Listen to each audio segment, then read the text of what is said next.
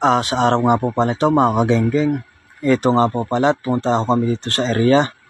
Yan nga po palang area yan ay dito na po sa phase 3 na salamat nga po, tatapos na po tayo sa komersyal. Kaya ito na po, tayo po ay papasok na sa loob.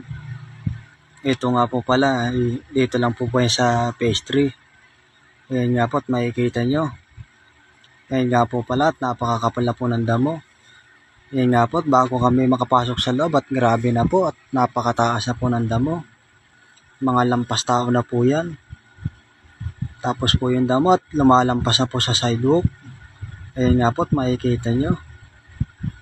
Grabe nga po kapag nakakatikim po ng ulan po yung damo at grabe pong tumaas at grabe pong kumapal. Kaya nga po at makikita nyo siya.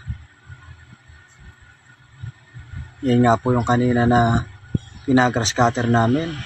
Ayan po, makikita nyo na malinis na po. Mga nagrass cutter na po lahat. Ayan nga po mga kagenggeng. Siya nga po pala mga kagenggeng. Huwag pong kalimutan, pakipollow po ang page. Pa-like at pa-share na rin po. Maraming salamat po mga kagenggeng.